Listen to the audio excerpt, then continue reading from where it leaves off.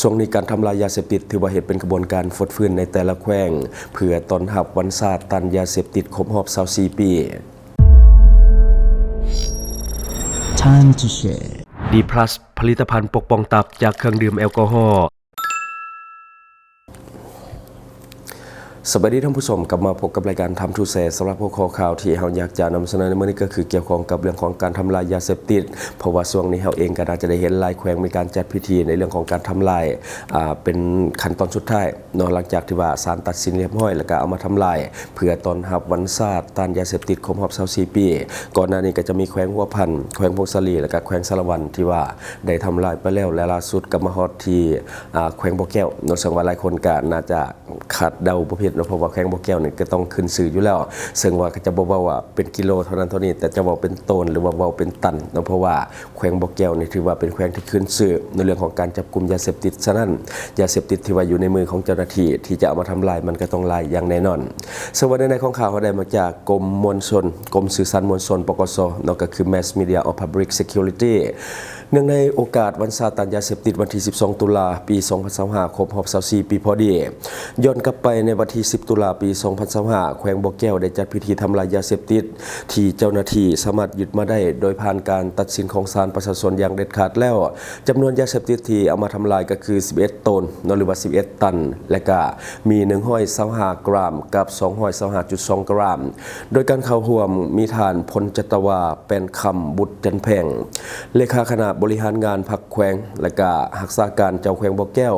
มีบรรดาการนำของแขวงและก็เมืองพนักงานราชการทหารตำรวจรัฐวิสาหกิจนักธุรกิจนักเรียนนักศึกษาและก็องค์การจัดตั้งสากล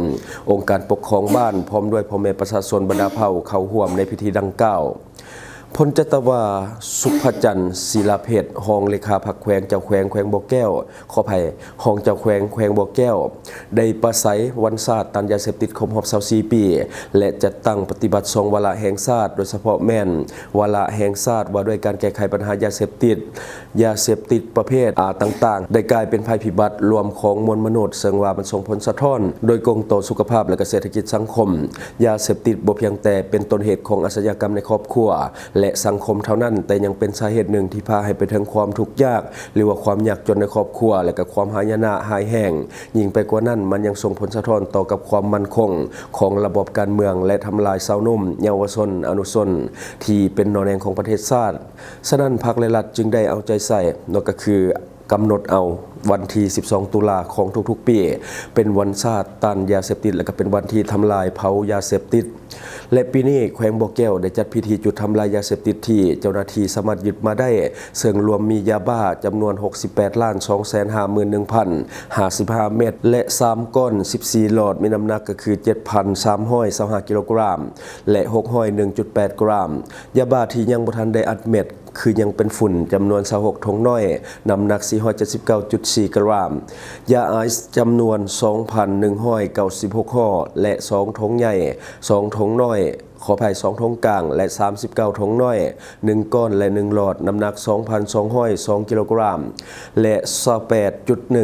กรัมคาเฟอีนจำนวน2ถุงใหญ่และ6เม็ดน้ำหนัก2กิโลกรัมและ 0.5 กรัมเคตามีนจำนวน91ห่อ3ถุงกลาง164ถุงน้อยและ1หลอดน้ำหนัก91กิโลกรัมและ314.8 กรัมเฮโรอีนจำนวน3ห่อน้อย5ถุงน้อยและ2หลอดน้ำหนัก19 กรัม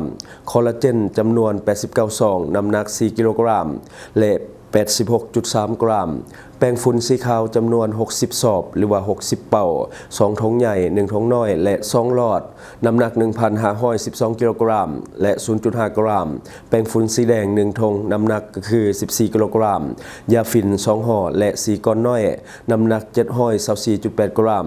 ยาสูบไฟฟ้าจำนวน 2,794 อันยาดีไอดีติซินเป็นส่วนผสมของกระท่อมจำนวน468ขวดใบกระท่อมจำนวน30 กิโลกรัมสำหรับปีนี้แขวงบ่อแก้วทำลายยาเสพติดทั้งหมดมีน้ำหนักรวมกันก็คือ11ตนและก็125 กรัมกับ225.2 กรัม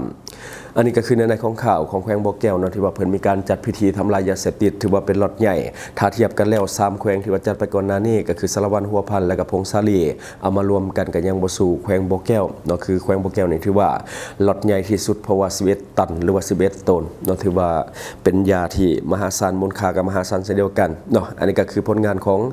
เจ้าหน้าที่ในแขวงบ่อแก้วที่ว่าเพิ่นได้ทำลายไปตอนรับวันชาติเพื่อต้านยาเสพติดครบรอบ24ปีก็คือปีนี้เนาะแขวงอื่นก็คือเฮาว่าแหละจัดคือการสารวัตรหัวพันพงษาลีเนาะก็คือเอามารวมกันแล้วก็ยังบ่สู่บ่อแก้วแขวงเดียวเนาะอันนี้ก็คือเรื่องของปัญหายาเสพติดซึ่งว่าเป็นภัยคุกคามสังคมโดยเฉพาะกลุ่มวัยรุ่นที่กำลังเห่อเนาะกำลังเห่อสังคมแล้วก็ส่วนใหญ่ก็จะเกี่ยวข้องเรื่องของยาเสพติดเริ่มต้นกะทิกระท่อมหรือว่าก็จะเป็นพวกคอลลาเจนเนาะที่ว่ากำลังฮิตกันในกลุ่มวัยรุ่นเนาะซึ่งว่านี่ก็เป็นอีกหนึ่งปัญหาที่ว่าแก้ยากและก็ท้าทายเนาะเพราะว่าวัยรุ่นซุมื้อนี้ก็คือฮู้นำกันแหละมีเวลาว่างหลายเนื่องจากว่าบ่ได้เรียนต่อแน่แล้วก็ออกมาหาเงินตั้งแต่ยังน้อยก็มีความอิสระหลายแล้วก็เกี่ยวข้องกับเรื่องยาเสพติดกันหลายแล้วก็กลายเป็นปรากฏการณ์ย่อท้อในสังคมกันหลายส่วนหนึ่งก็มาจากยาเสพติดนี่แหละเนาะ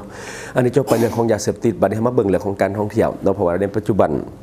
หลายคนก็น่าจะได้เห็นนำกันแล้วว่าการท่องเที่ยวของเราได้กลับมาคึกคักคึกคืนซึ่งว่าก่อนหน้านี้ก็มีข่าวบ่อยากดีประเด็นเรื่องของการท่องเที่ยวเพราะว่าแพอยู่ที่เมืองเฟืองนอนไล่ไปกับน้ำที่ว่าตอนพายุบัวลอยเข้ามาเนาะอันนั้นก็คือเสียหายเรื่องของการท่องเที่ยวแต่ว่าบ่อนอื่นๆก็ยังมีนักท่องเที่ยวเข้ามาหลายเช่นกันบ่ว่าจะเป็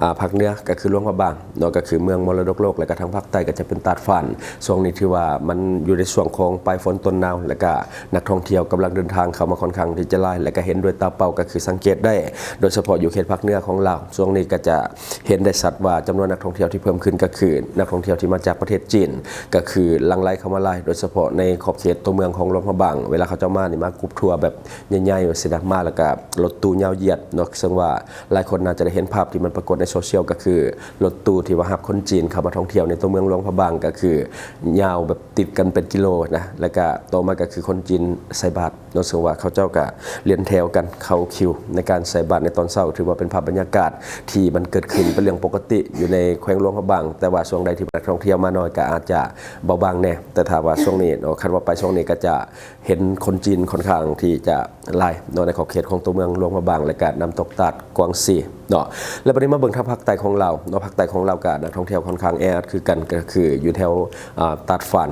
นเนาะก็คืออยู่แถวปักซองเนี่ยก็คือสภาพอากาศกำลังดีเพราะว่าช่วงนี้อากาศมันเริ่มเย็นลงแล้วฉะนั้นจึงเห็นให้มีเมฆหมอกและบรรยากาศมันก็ดีเหมาะกับการตั้งแคมป์เหมาะกับการที่จะไปปิกนิกนอกแล้วก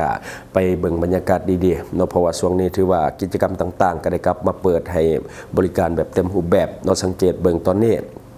อยู่ตาดฝานก็คือกำลังฟีเวอร์สังเกตจากคิวที่ว่าโตกันที่จะเข้าไปลินซิปไลน์ก็คือไปลินสลิงนะหลายคนน่าจะได้เห็นในช่วงนี้ก็ถือว่าไลน์95% เท่าที่สังเกตเบิ่งก็คือนักท่องเที่ยวจากเพื่อนบ้านของเฮาอย่างประเทศไทยเนาะที่ว่าเพิ่นนิยมกับไปลินซิปไลน์อยู่ที่ตาดฝานเนาะซึ่งว่าค่อนข้างที่จะเป็นกระแสแล้วก็เป็นไวรัลอยู่ในฝั่งไทยเนาะซึ่งว่าเฮ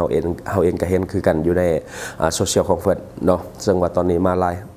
คือจุดแข็งของการท่องเที่ยวเราแน่นอนล่ะก็มีอยู่2อย่างกับเรื่องของนี่แหละวัฒนธรรมประวัติศาสตร์และก็เรื่องของธรรมศาสตร์นี่แหละที่ว่าเป็นจุดแข็งแท้ๆของการท่องเที่ยวของเราคือช่วงนี้นี่มันอยู่ในช่วงปลายฝนต้นหนาวเนาะก็คือบรรยากาศมันกำลังดีขึ้นฉะนั้นการท่องเที่ยวธรรมศาสตร์นี่ถือว่าเหมาะโดยเฉพาะพื้นที่ที่มันมีอากาศหนาวตัวอย่างภาคใต้ก็จะเป็นปักซองทางภาคเหนือก็จะหลายแน่ก็คือหลายจุดที่ว่าเป็นทะเลหมอกแต่ว่าตอนนี้ยังบ่เห็นเรื่องของ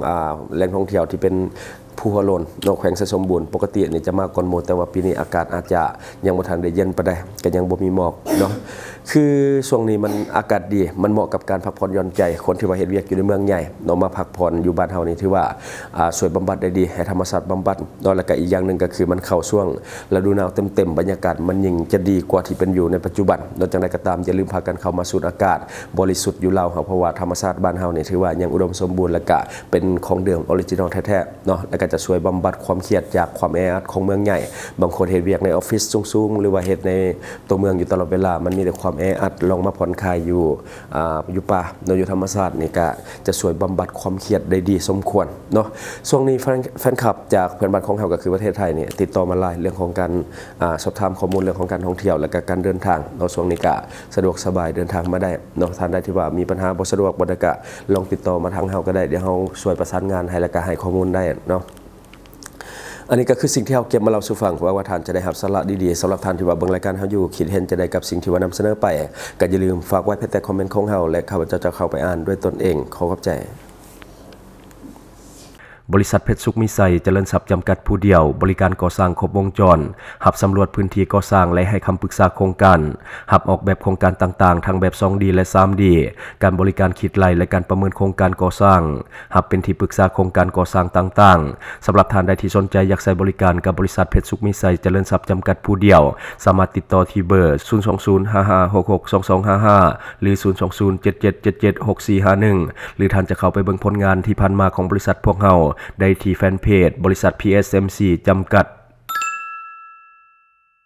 อยู่เมืองลาวใช้แต่เงินกีบลาวและส่งเสริมผลิตภัณฑ์ภายในเพื่อลดพรการนำเข้าสินค้าและแก้ปัญหาเงินตา Subscribe for more video.